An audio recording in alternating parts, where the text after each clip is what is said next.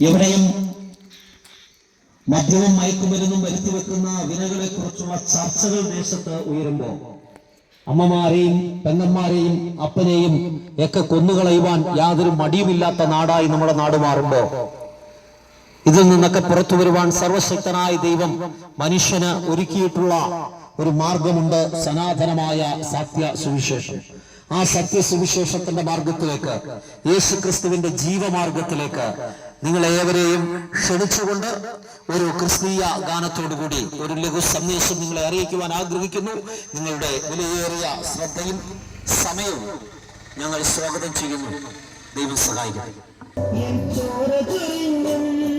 നേതൃത്വത്തിൽ കേരളത്തിൽ അങ്ങോളം ഇങ്ങോളം ചുറ്റി സഞ്ചരിച്ച്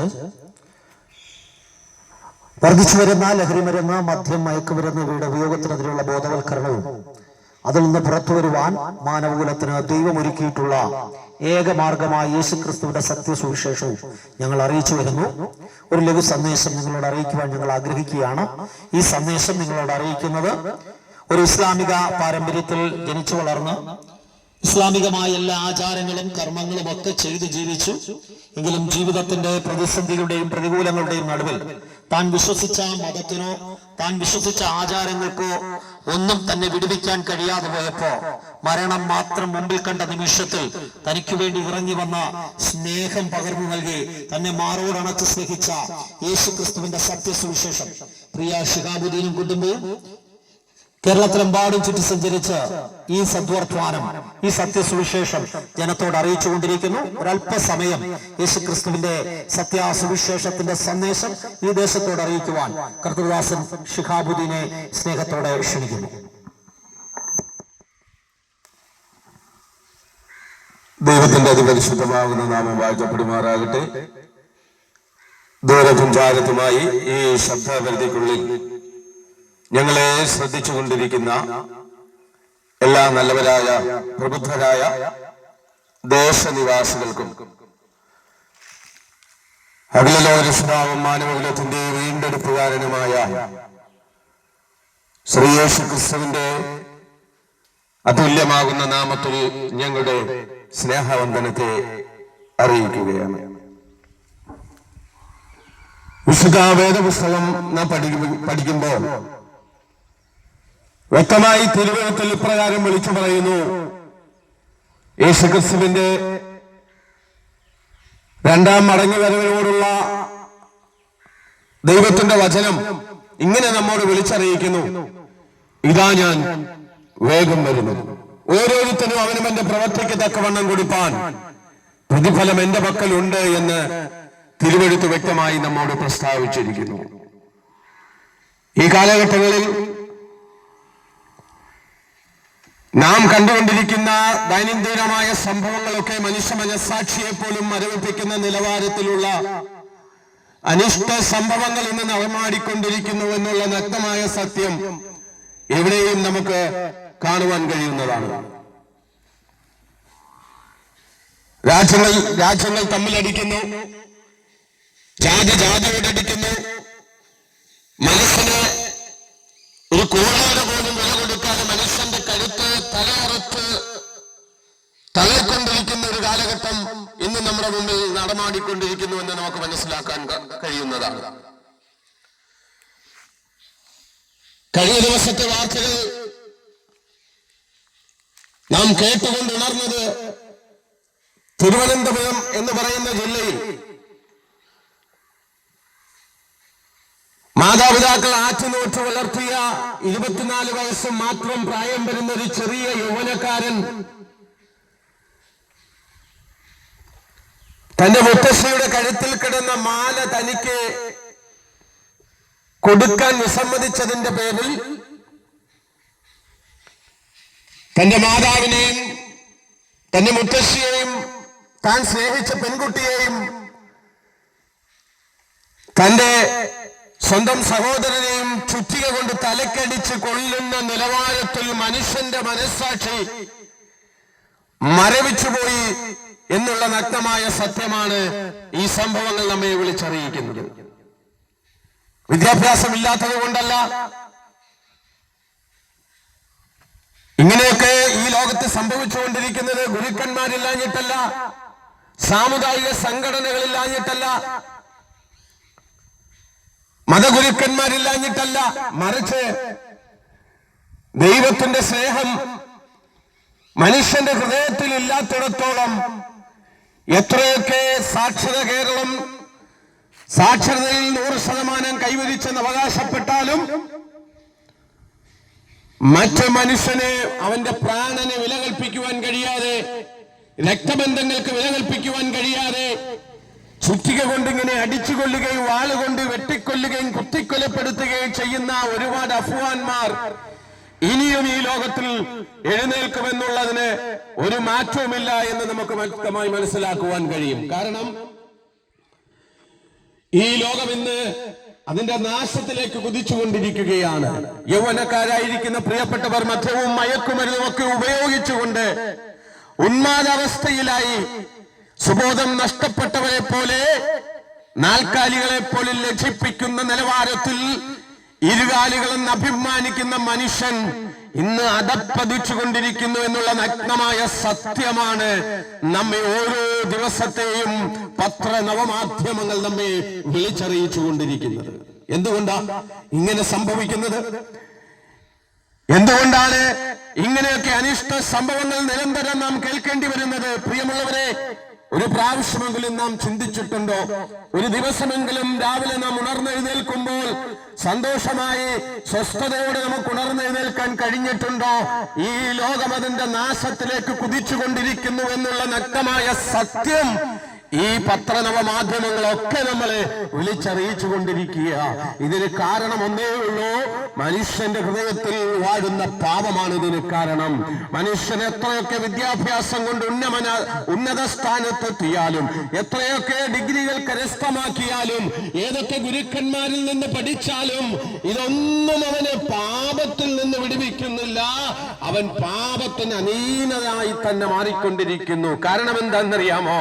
അവൻ ഇതുവരെയും അവൻ ദൈവത്തിന്റെ സ്നേഹം എന്താണെന്ന് മനുഷ്യൻ അനുഭവിക്കുവാൻ കഴിഞ്ഞിട്ടില്ല. യഥാർത്ഥ ദൈവമാകുന്ന യേശുക്രിസ്തു തന്റെ ശിഷ്യന്മാരോട് ലോകത്തിന്റെ അറ്റത്തോളം പോയി എന്നിൽ നിന്ന് കേട്ടതൊക്കെ ഉപദേശിച്ചുകൊണ്ട് സകല മനുഷ്യരെയും നിങ്ങളെ ശിഷ്യന്മാരാക്കിക്കൊള്ളുവീൻ എന്ന് വ്യക്തമായി വിളിച്ചു പറഞ്ഞ ആ ലോകരക്ഷിതാവിന്റെ സ്നേഹം എന്ന് മനുഷ്യന്റെ ഹൃദയത്തിൽ ഇല്ലാത്തിടത്തോളം കാലം ലോകത്തിൽ അരാജകത്വങ്ങളും അക്രമങ്ങളും അസമാധാനങ്ങളും അനിഷ്ട സംഭവങ്ങളും ഒക്കെ ഇങ്ങനെ നടമാടിക്കൊണ്ടിരിക്കുമെന്നുള്ള വ്യക്തമായ സത്യമാണ് ഈ പകലിൽ ഞങ്ങൾ നിങ്ങളോട് വിളിച്ചു പറയുവാൻ ആഗ്രഹിക്കുന്നത്. നോക്കേ, ചില വർഷങ്ങൾക്ക് മുമ്പൊക്കെ നമുക്ക്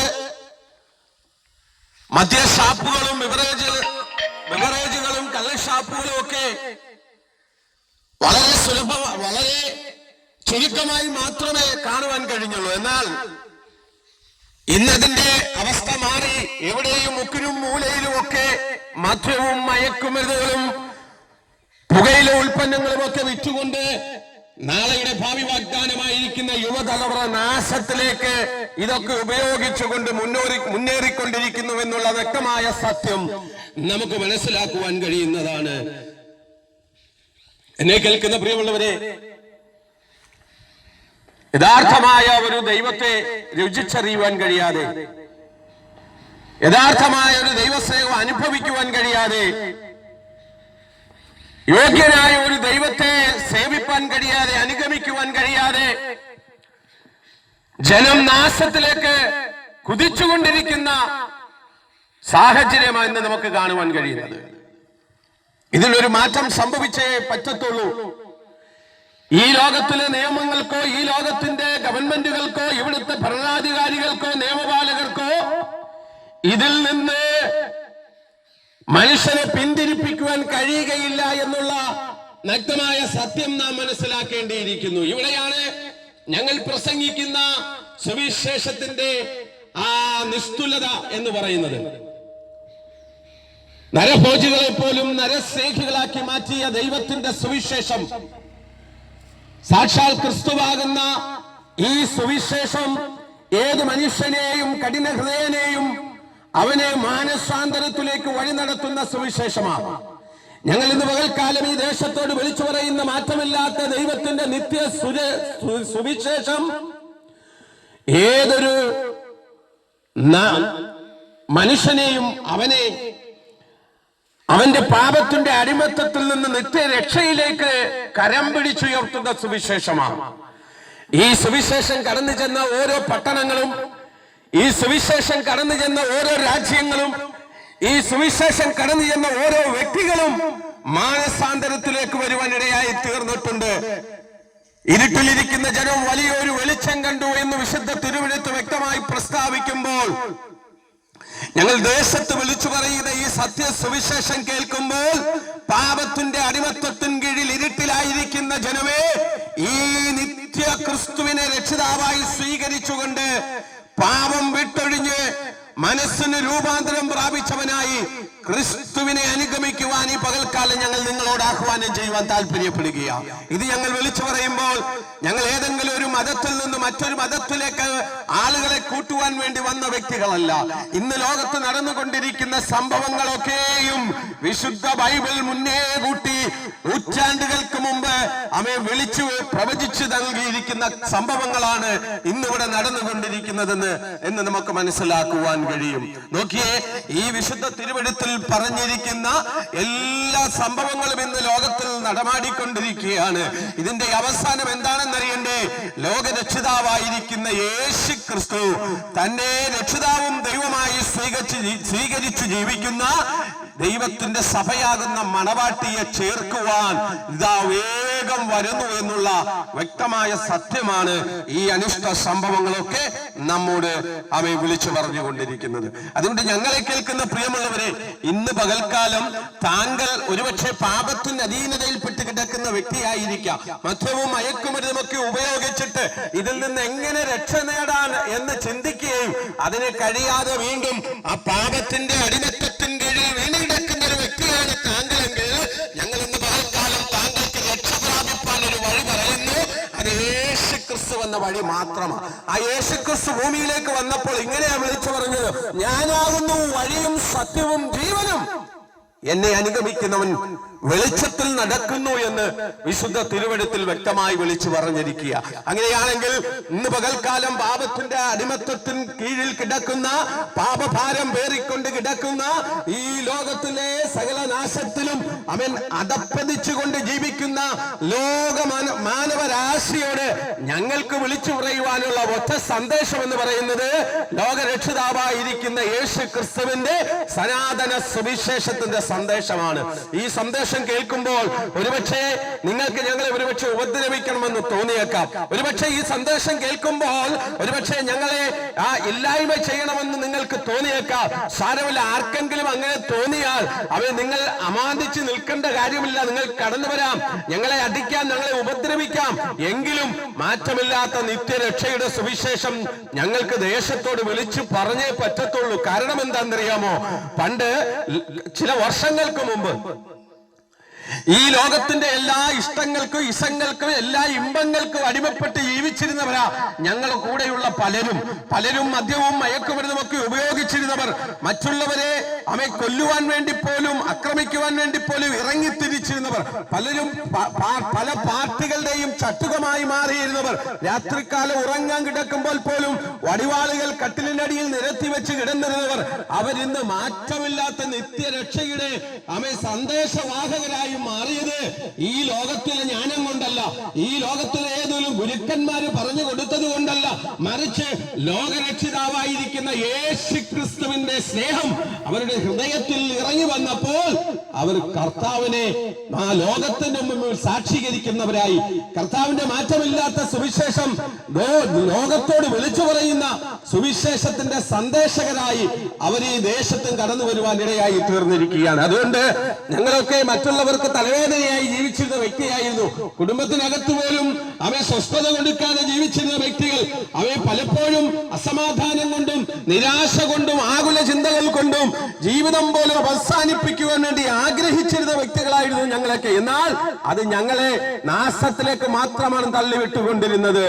എന്നാൽ ഞങ്ങളെ സ്നേഹിക്കുന്ന ലോകരക്ഷിതാവായിരിക്കുന്ന സകല പാപികളെയും സ്നേഹിച്ച യേശു ക്രിസ്തു എന്ന രക്ഷിതാവിന്റെ സ്നേഹം ഞങ്ങളുടെ ഹൃദയത്തിലേക്ക് അടുത്തു വന്നപ്പോൾ ഞങ്ങളെ നാശത്തിൽ നിന്ന് നിത്യജീവനിലേക്ക് കരം പിടിച്ച് വഴി നടത്തുവാൻ ഇടയായി തീർന്നു. ആ മാറ്റമില്ലാത്ത നിത്യരക്ഷയുടെ സന്ദേശമാണ് ഈ ദേശത്തും ഞങ്ങൾ വിളിച്ചു പറയുന്നത്. ഇത് വിളിച്ചു പറയുമ്പോൾ ഒരുപക്ഷെ നിങ്ങൾ ചിന്തിക്കും, ഇത് ക്രിസ്ത്യാനികൾക്ക് വേണ്ടി മാത്രമുള്ളതാണല്ലോ സുവിശേഷം എന്ന് നിങ്ങൾ ചിന്തിക്കും. അല്ല പ്രിയപ്പെട്ടവരെ,